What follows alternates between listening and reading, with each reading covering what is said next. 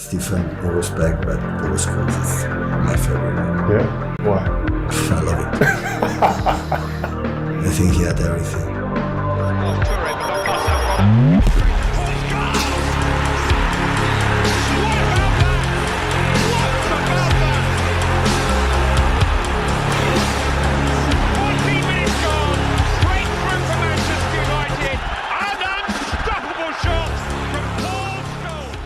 Paul Scholes is your favourite player's favourite player.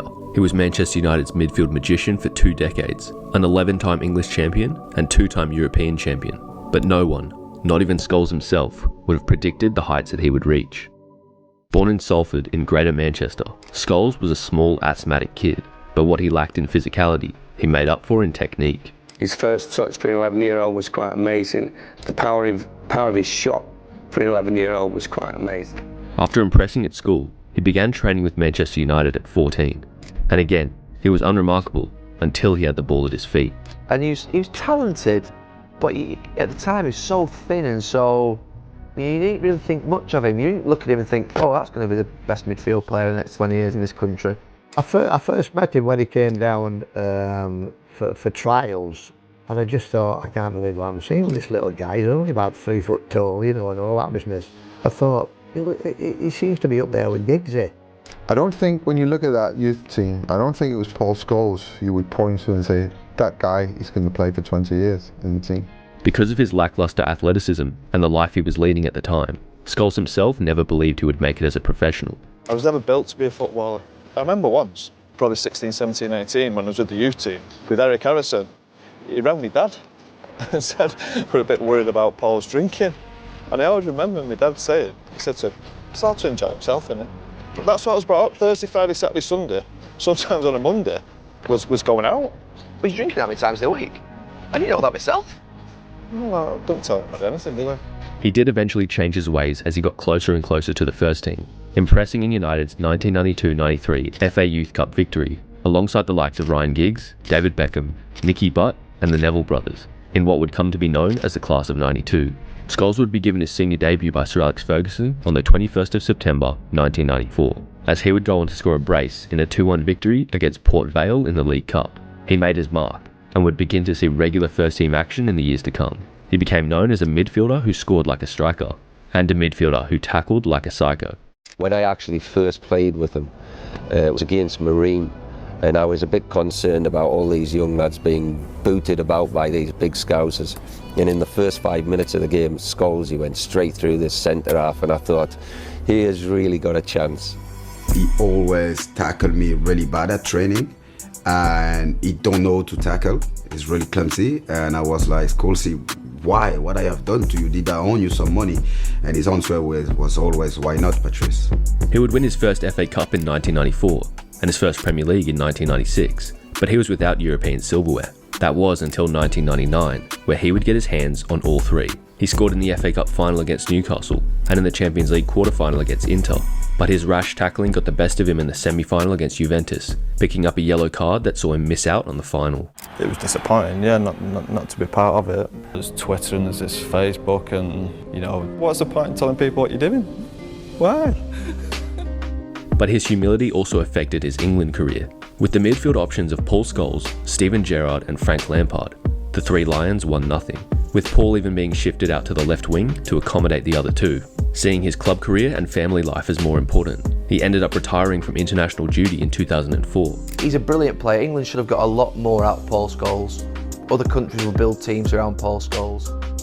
Back at club level, he went from strength to strength, and he finally had a striker as intelligent as he was in Ruud van Nistelrooy, as the pair struck up a telepathic partnership. I love playing with Ruud. I knew what he wanted without speaking to him, if you know what I mean. Scholes scored a career-high 20 goals in the 02-03 season as the trophies continued piling up.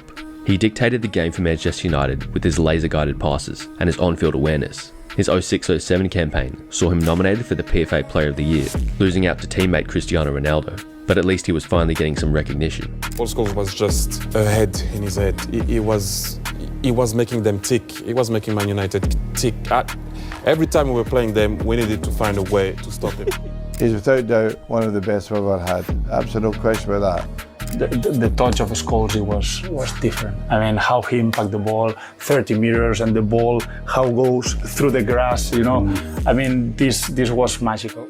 Naturally, Scholes was unbelievable, wasn't he? Yeah. At England, he done things that I've not seen many players do.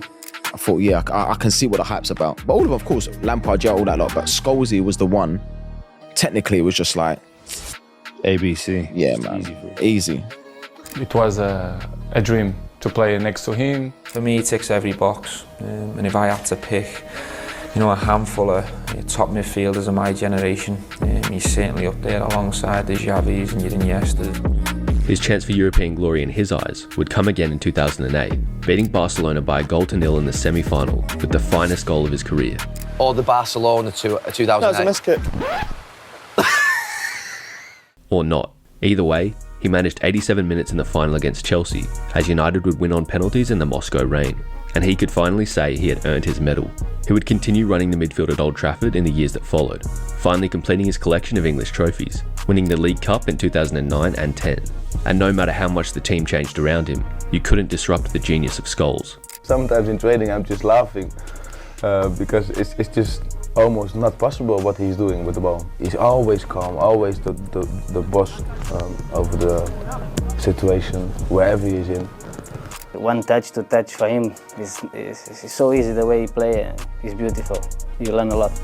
He prematurely retired from football in 2011, but less than a year later he was back in a red jersey due to an injury crisis in midfield. And as a local lad, it was fitting for him to return during a 3-2 win over Manchester City. All I knew growing up was you have a City fan or a United fan.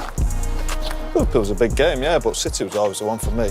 Even when they were in League One, whatever they were in, they were always the one. Be the last roll of the dice, and it's a goal from Paul Scholes. They've won it, Manchester United.